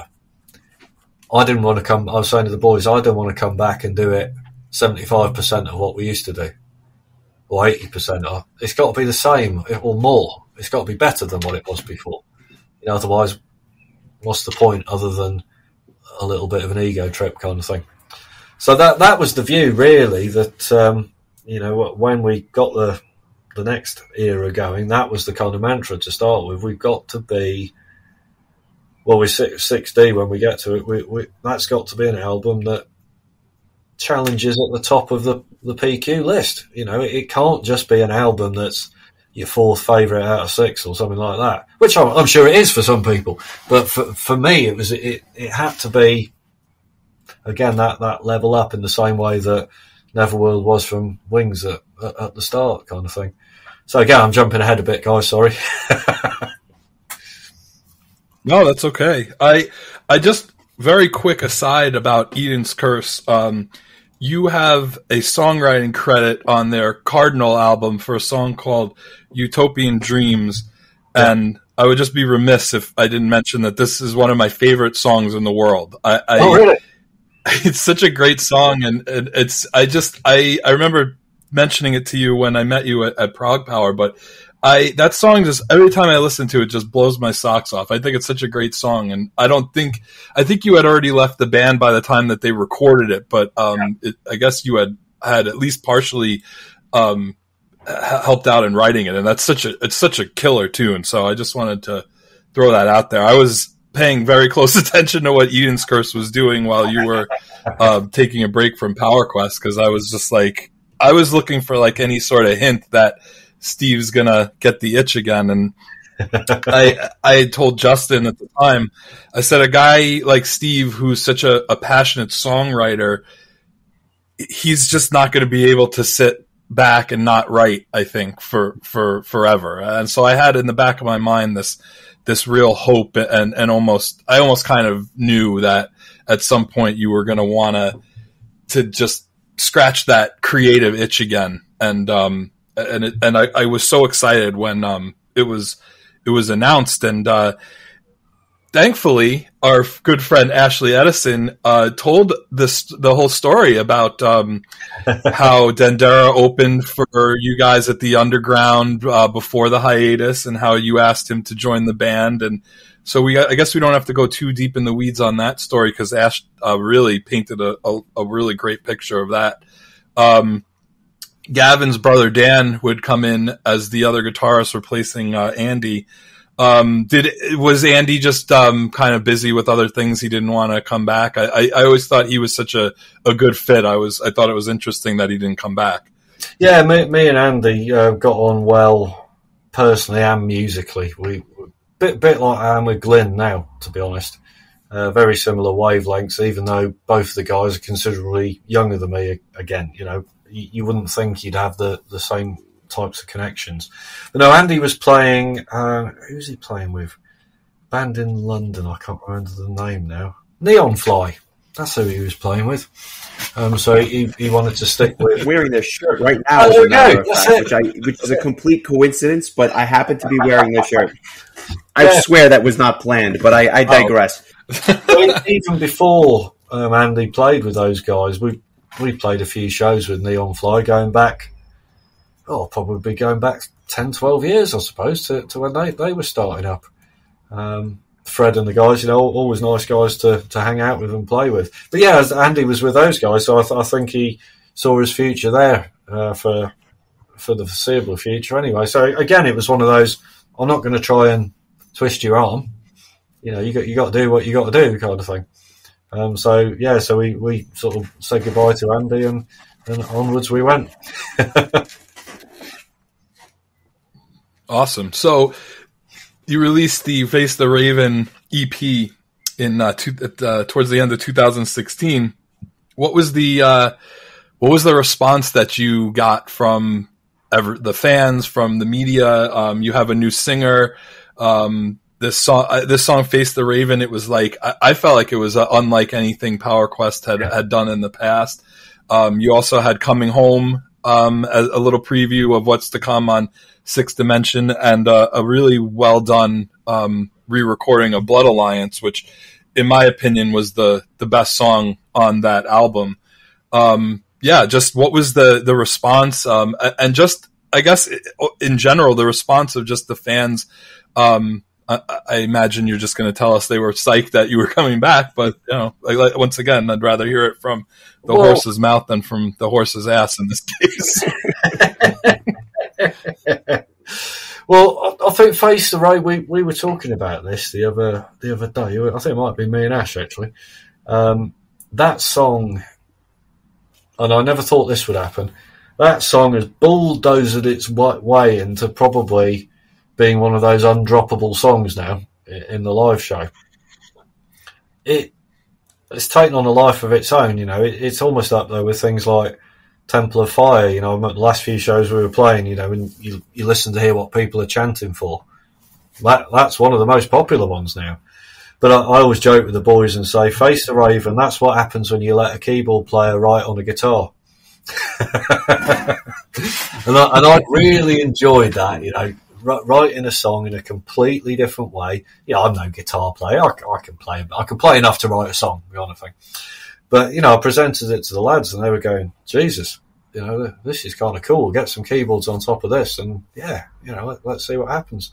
And I think Ash really kind of resonated with that song, I think, you know, as kind of the first thing you hear from a new singer. It's not a bad calling card. You know, I think he did a terrific job, to be honest. He was sick as a dog. I don't know if he told you, he was sick as a dog when he was recording it. Really, really ill. You know, I'm not one to overwork people, but I did push him hard. I think he needed a couple of days off. That's what Richard West would have done. So. Yeah. Oh, he'd have been far worse.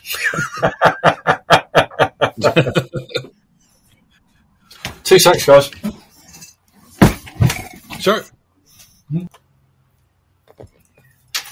So yeah, as I was saying, the Raven keyboard player writing on a guitar, it just created a different dynamic, something we hadn't had before, and it's given us, I think, another jump off point now. I was saying to George yesterday, in fact, that I'd quite like next album, for example. I quite like there to be 2 songs in that kind of vein, not sounding like that, but with the same kind of stylistics behind it. You know, that kind of punchy, kind of harder edge to it.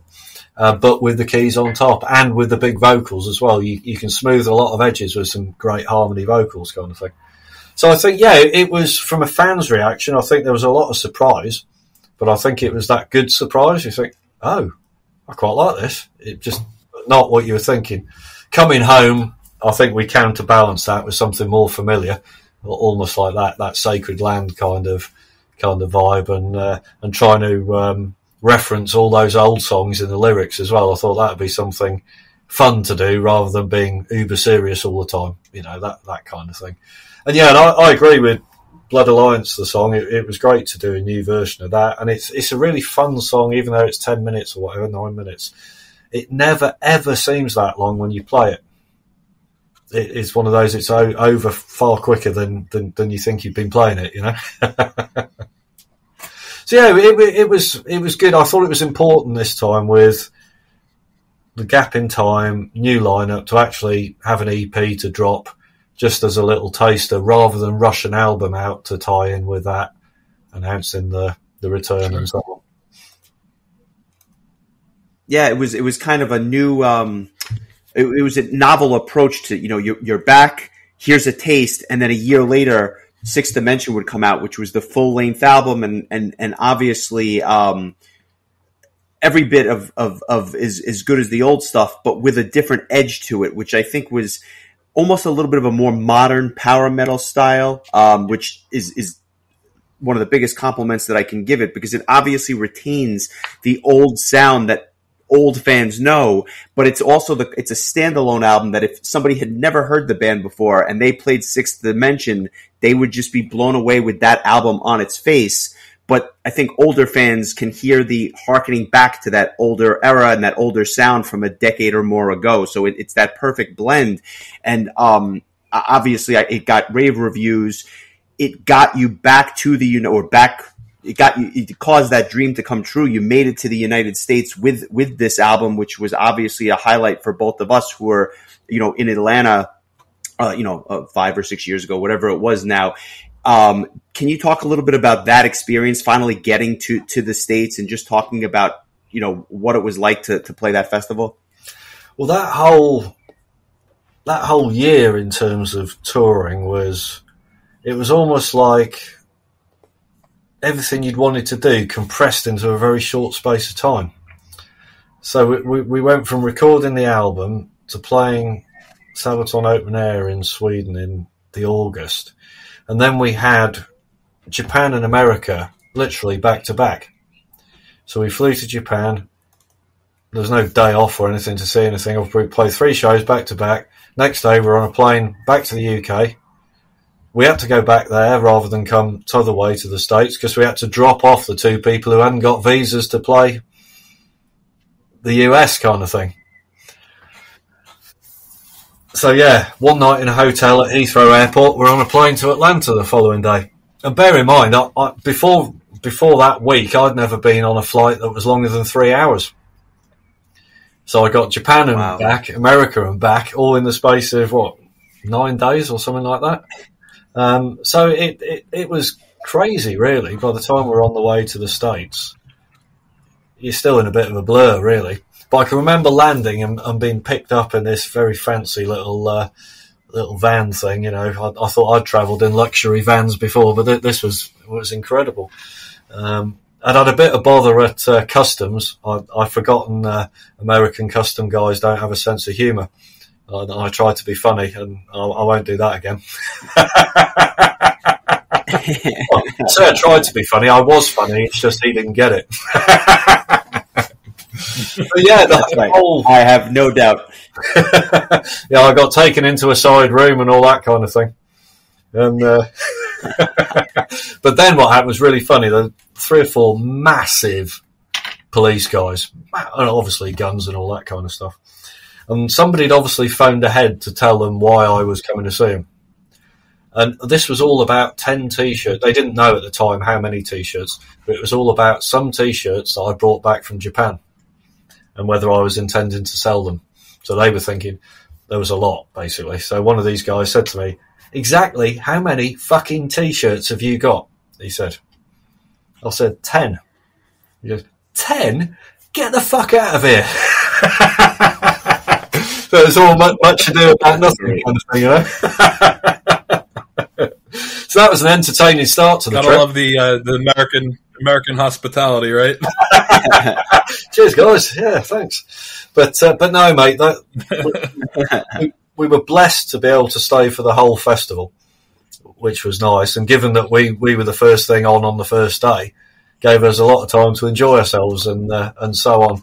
And I think for me, you know, it was a nervous show because of having 2 stand-in guitar players, but you couldn't have asked for better stand-ins than Bill and Chris, to be honest. It's not the easiest stuff to learn and all that either, but I thought they did a fantastic job.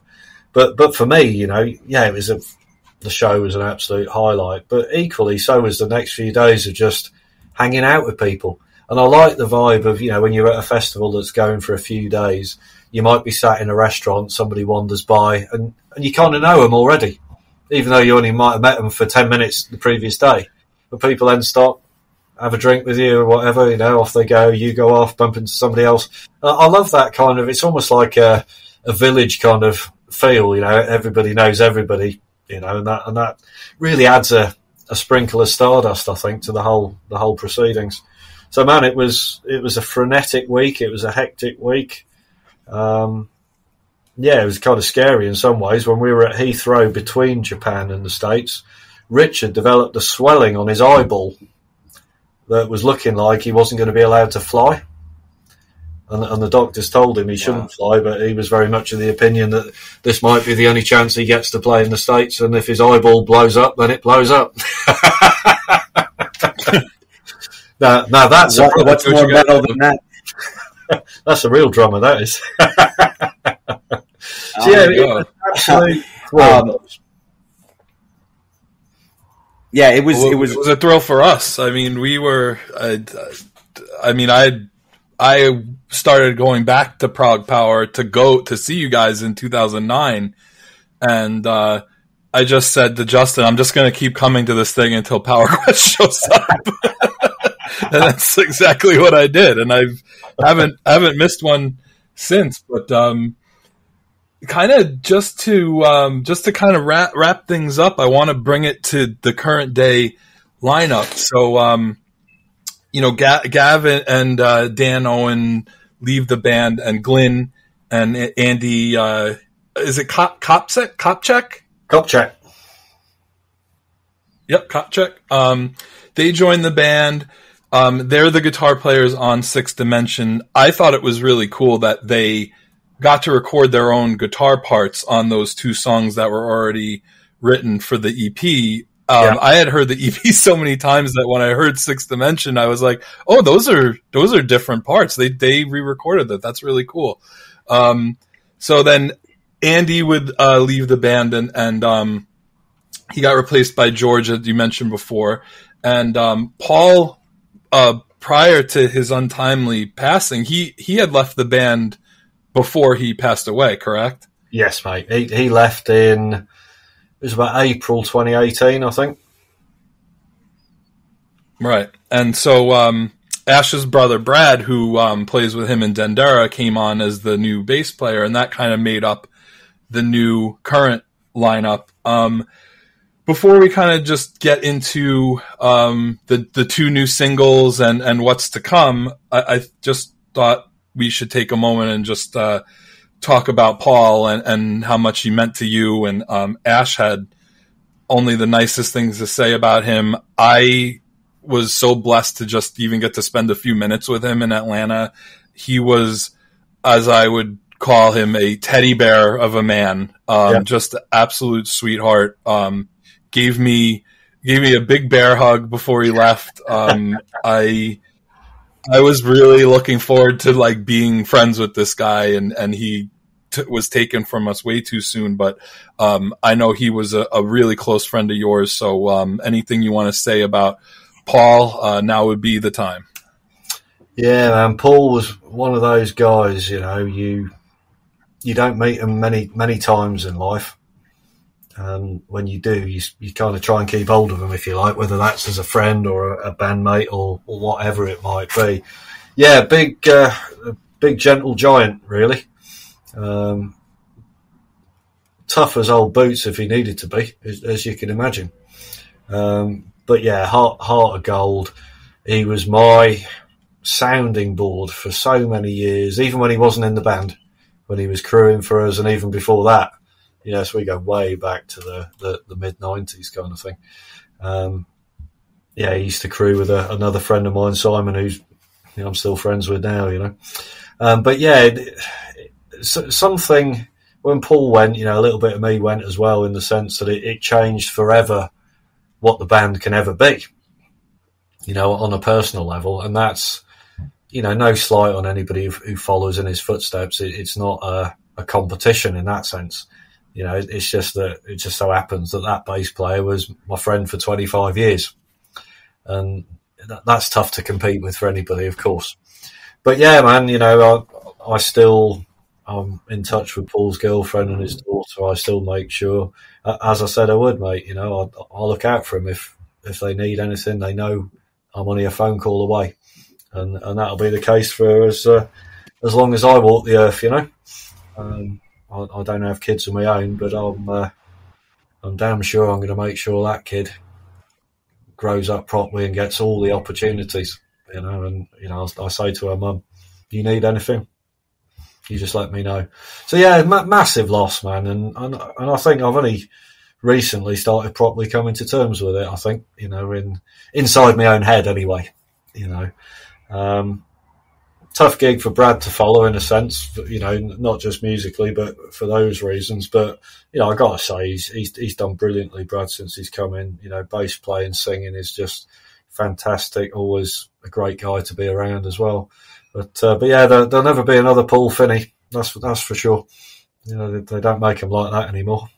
And I had the privilege of giving a eulogy at his funeral, and that's probably the only time I've ever had to speak in public where I'm choking back the tears and trying not to make a fool of myself. Not that it matters in those situations, of course, but I felt really honoured though that they'd invited me to say a few words, and particularly when looking at the little service, it was packed out, people standing outside, and that's a real nice thing to see, to see people turning out to show their respect. So yeah, gone, but most definitely not forgotten.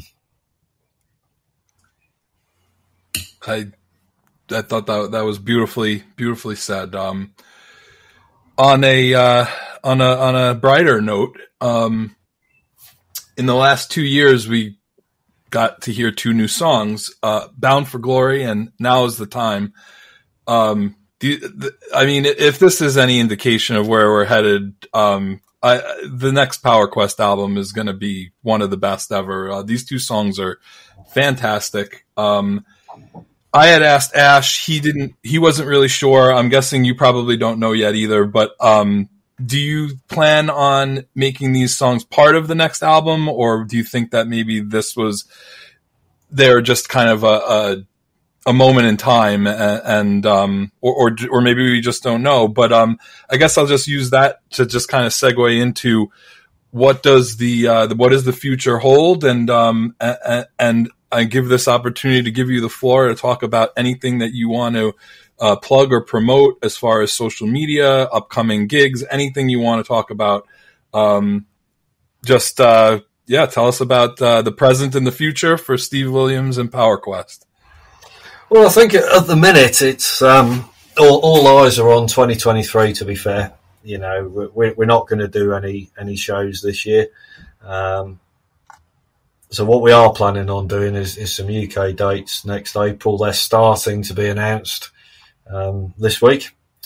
We'll also be looking to do some festivals. We'll be in Spain in August, for example, at Leyendas del Rock, and we hope to be adding a few more festivals around that here in the UK and further afield, all being well.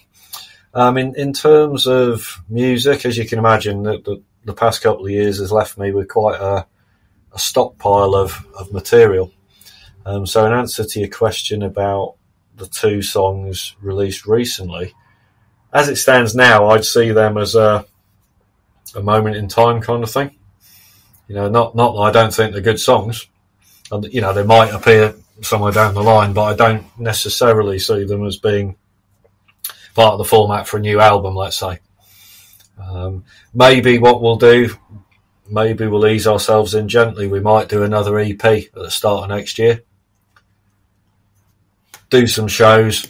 We need to be kind of pragmatic as well. We need to look at things and not assume that we're going to come back and everybody's going to come to the gigs again. That might not be the case. So we need to look at it as a test the water kind of deal as well. Keep your sensible hat on, as it were, and have a look to see how that all goes out. But yeah, the long term idea is to release something, whether it's a couple of new songs, an EP before some shows next year, release something more concrete, post that, and then see where we are at that point. But yeah, some very interesting song ideas and songs sitting around, and I think if you like 6 dimension type approach and you liked all the other strange things we've done over the years, I think you probably like what we're going to do next. But yeah, nothing too much to announce in the short term, but as I was saying to you guys before, we're just starting to stoke the fires again, get that furnace burning, and get that steam train rolling out of the shed again and back onto the tracks. So that's the idea. Looking at next year, and yeah, keep an eye on all the various platforms in terms of social media, and there'll be some website updates coming when. And you know what? What we need more than anything after all this time is a goddamn new photo shoot. I'm sick of looking at photos from 2018. That's right at the top of the bloody list. That's it in a nutshell. Well, yeah, I gotta say, I would imagine that after the last 3 or so years that getting some of these songs out is probably going to be a very cathartic experience for you and the other guys. It's been a wild ride for everybody, and I'm sure that you guys are no different, and I think that we're all looking forward to everybody just rebounding strong, and we just came back from Atlanta. We went to Prague Power this year, and people were people were ravenous. They were ready. They wanted to see bands. They wanted, we were one of them. It was again, I'll use that word again, because it was so cathartic to be back out there again. And I'm sure it was for the guys on stage as well. So, I'm sure you're looking forward to getting back to normal, and so are we. And, honestly, thank you for this. This has really been fantastic, as I knew it would be, because you are a phenomenal storyteller, and I couldn't have asked for a better just career retrospective, and it's a perfect way for us to celebrate our 100th episode, and now our 101st and 102nd episode, all in 1 week. So, Steve, thank you so much. My pleasure, guys. If there's anything else you'd like to say, please go ahead and say it. If not, we will wrap things up, and hopefully we will see you sooner than later. Absolutely, guys. Yeah, well, thanks very much. It's the first interview I've done for probably 3-4 years. Thoroughly enjoyed it. Nice to catch up with you again, Chris, and nice to talk to you for the first time, Justin. And we'll, hopefully see you guys in the flesh. Wouldn't that be nice? Absolutely. And when you guys are ready to release new material, you're more than welcome to come back on, and we can talk more about the present day instead of having to remember everything that happened 25 years ago. It's so funny, though. I can remember 25 years ago almost better than I can remember last week. I think it's a getting old thing. Yeah. Well, my certainly appreciate the time. Absolute pleasure. We'll do it again. Definitely. Cheers. Definitely. Take care. Thanks again, Steve.